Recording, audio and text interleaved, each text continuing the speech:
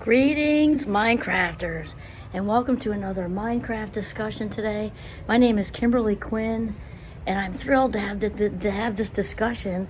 I am actually in Disney World, and it's like 1,000 degrees right now. Not that I'm complaining, don't hear me on that. Actually, heat doesn't bother me too much because it's a gift. It's such a total gift to be here and have this talk with you today.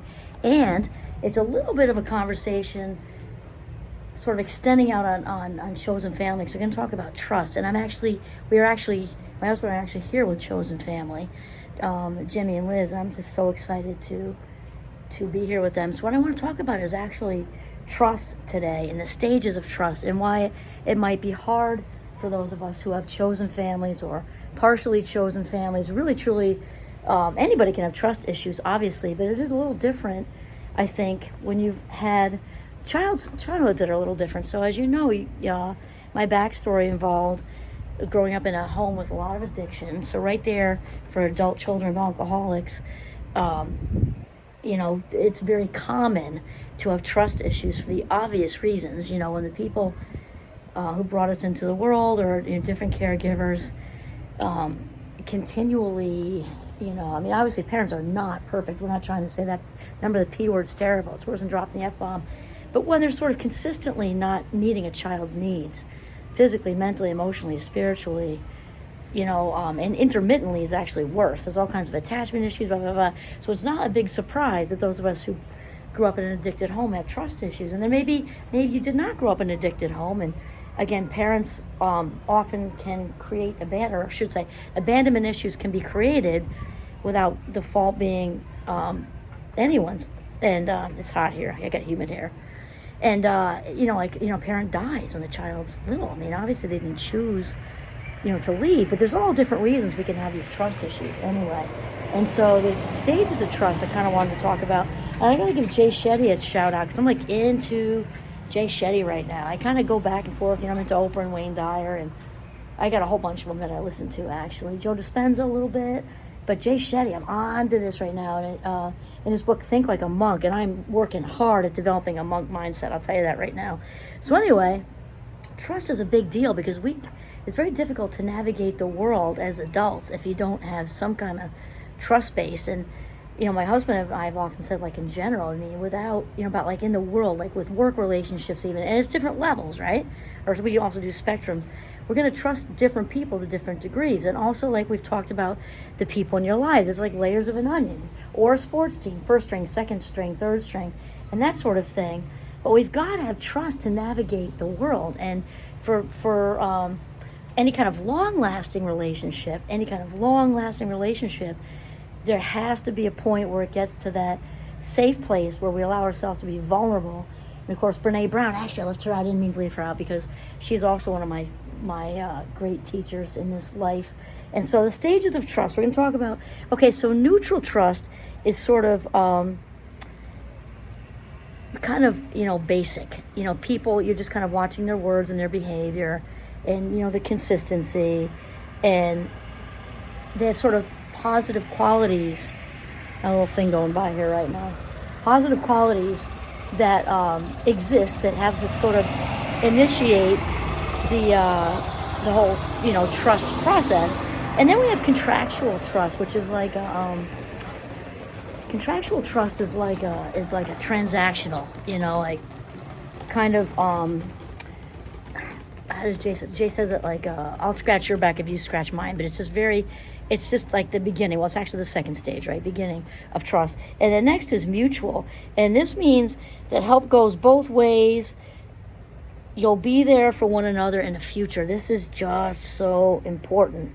And this leads into the next one, that you'll be there for me in the future. So this extends a relationship out of the just meeting somebody, testing the waters a little bit. We're not talking about just romantic either. We're talking about, friendships. And that you'll be there for me in the future. So all this observing I've done, you've been following through. You can listen to me without judgment, okay? And it all starts to come together in this person being in your life at least in the near future. And then where you really, really want to land is in pure trust, which is no matter what happens, you'll have one another's backs.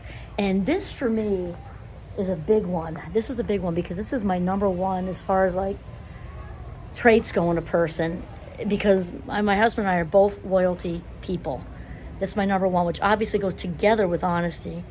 Though, I mean, without loyalty, in my opinion, I don't think you just don't have anything, because, and it doesn't mean we're not talking about human mistakes and things like that.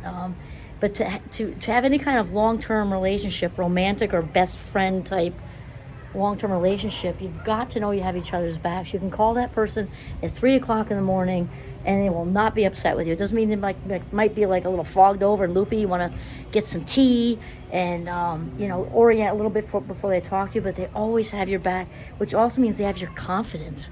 When you give them the key to your heart, so to speak, not to sound cheesy, and I don't mean just romantically, but you let them in your rib cage. And I say that a lot because I think it's so visual, to actually let somebody in the living room, like in your private, most valued, sacred's a good word. Okay, so that can be sacred dreams that nobody knows except this person you're trusting or these people you're trusting, because they won't laugh at you. And not only will they not laugh at you and not go, oh my God, how could you ever think you could do that? But that's the person who says, why not you? Why not you?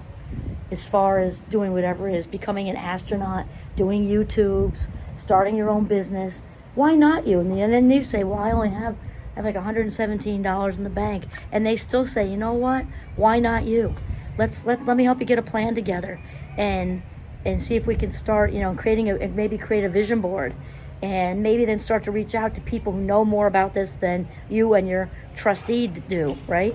And then start to, make the connections. That's what we're talking about. And also, again, the confidence issue that no matter what, if there were a chariot of horses dragging that person across the earth over hot coals and hot rocks and sharp-edged objects, they would not sell your secrets. They would not sell your heart to anybody.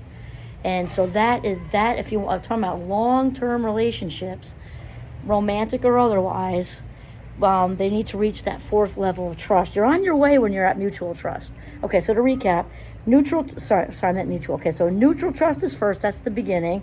And then contractual is the transaction.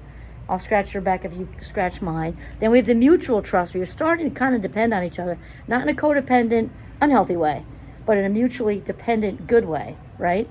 And then that leading to pure trust, where you just know whether you're watching or you're not watching, and you just opened up your heart with vulnerability and said all this to them. You don't need to watch them. You don't need to ask them. You don't need to think it went around the room. It could possibly go around the rumor mill, because you know 100% with faith that person, no matter who's it trying to influence them, would not give up your confidence, and that you could call them at 3 o'clock in the morning and they would do absolutely anything for you. And listen and just tell me more, and not try to judge and not try to come up with their own story and that happened to me. Just listen, and that's it. And so, and just like anything else, like one of my favorite dead guys, Aristotle, he said a lot about virtues, and that people don't always get that, we can, what we practice, we inevitably get better at. It's true whether it's soccer, whether it's swimming in a channel loaded with alligators, you can get really good at that, or speaking Italian or whatever. Well, when we practice the virtues, we practice being honest, we practice being loyal, we practice holding a confidence, which means we're practicing trust, and it means to, in a daily situation, to bring trust, because in order to have somebody you can have someone you can trust implicitly, and eventually that pure implicit trust, you got to be that person. So it's kind of like, if you want to have that bestie, start out with learning how to be the kind of friend you'd want to have. Learn and practice at being the kind of partner you'd want to have, because then you'll attract it. If somebody can share their deepest, stuff with you and be vulnerable with you, and you can throw away the key, practice that, and that is then who you will attract. This is how it works. Okay, so that's it on trust. Oh, and also one last thing is that even if you've had a really, sort of broken childhood, for lack of a better way to say it, know that all that stuff can be turned around. I'm talking neurologically speaking, trauma, all of it. The brain can rewire, and you can be trustworthy, and you can have trustworthy people in your lives. You can come out like a brand new penny once you rewire the brain, because the neurons want to do this Neurons that wire together, fire together. And that's it. I got a little bit of stuff on there. Okay, this is Kimberly Quinn signing off from Disney World. Have a mindful day.